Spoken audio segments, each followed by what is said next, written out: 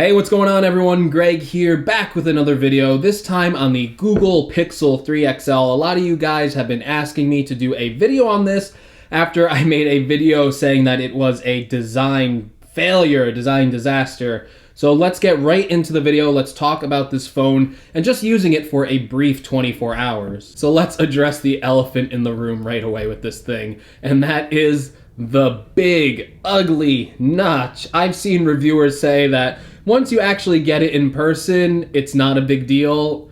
You don't notice it. I've heard people say that. I would say that's not true from my experience. Every time I look at this phone, every time it's a colorful background, if there's no black on top, I see the face staring at me, the face of this notch just looking at me constantly. It's very noticeable. It is a deep notch. The notch on the iPhone 10, the iPhone XS, and when the iPhone XR comes out, that notch is wider than the Google Pixel 3 XL's notch, but it doesn't go as deep. And because this one goes deeper, it really does look like it's splitting up the screen, and just the design elements overall, the way the screen curves on the bottom as opposed to the top, the extra chin on the bottom, which is pretty big on this phone.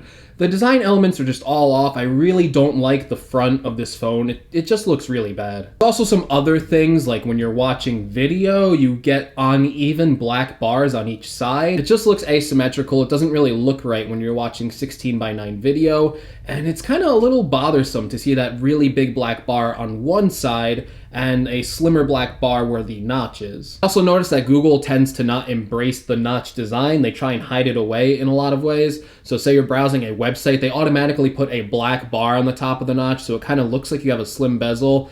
So I've been finding that Google's not really embracing the notch design. They're trying to hide it, which begs the question, why is it even part of this phone? I've also noticed some bad software implementations with the notch. When going to take a photo, for instance, I've had a horrible experience. So whenever you're going to take a landscape photo with the Google Pixel 3 XL, if you have your finger placed anywhere on this notch when you go to take a photo, it will stop the photo from being taken. You cannot take a photo with your finger placed on this notch, and it is a common way to hold your phone. If your finger is anywhere slightly on the notch and you try and press the shutter button, you can't take a photo. It really makes me wonder if anyone at Google really used this phone for an extended period of time. I noticed this within the first 2 minutes of using the camera app on the Google Pixel 3 XL. It really does seem like a huge oversight, and it actually is a weakness of the phone. If you got the regular Google Pixel 3 without a notch, you wouldn't have any problems taking photos in landscape orientation. It really does stink from a user perspective, because when I was first taking the photos, I really didn't know what was going on. I thought maybe the camera shutter was a little laggy,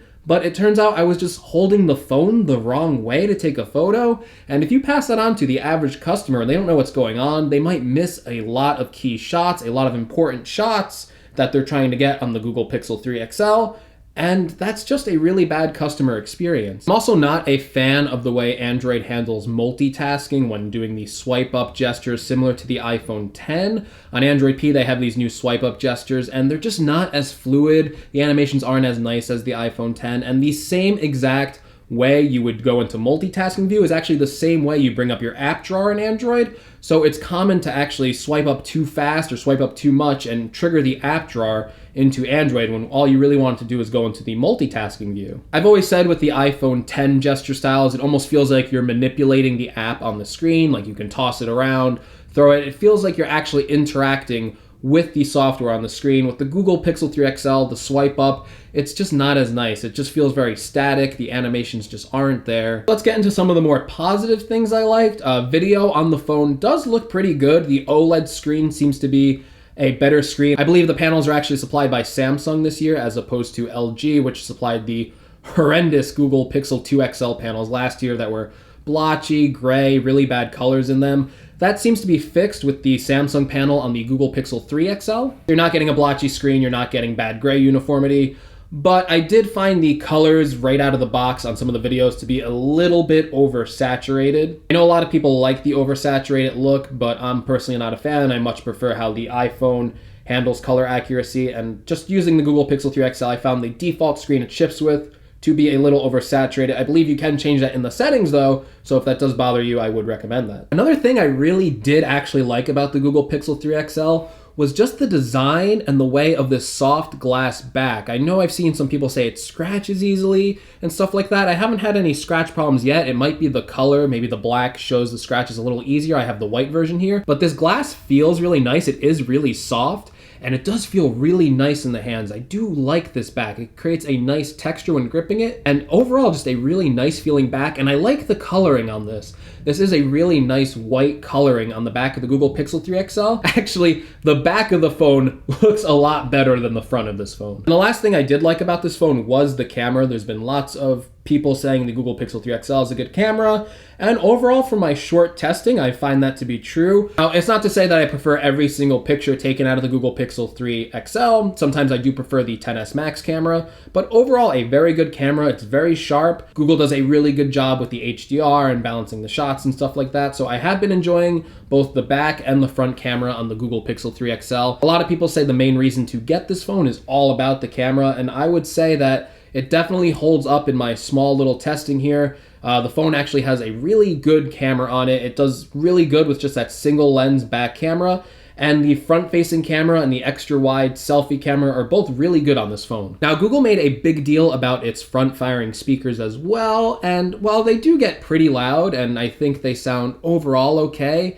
when you get them to the really high levels, you do hear a lot of distortion. In my testing at higher volumes, I am hearing a lot of distortion, so I wouldn't recommend cranking it up all the way. Maybe go 2 volume presses down and it'll be okay. But overall, some pretty good front-firing speakers on the Google Pixel 3 XL. But overall, this is just my first initial impressions with the Google Pixel 3 XL. There are a lot of things I'm not liking about this phone, despite the positives of the better screen, the really good camera, and the okay front-firing speakers.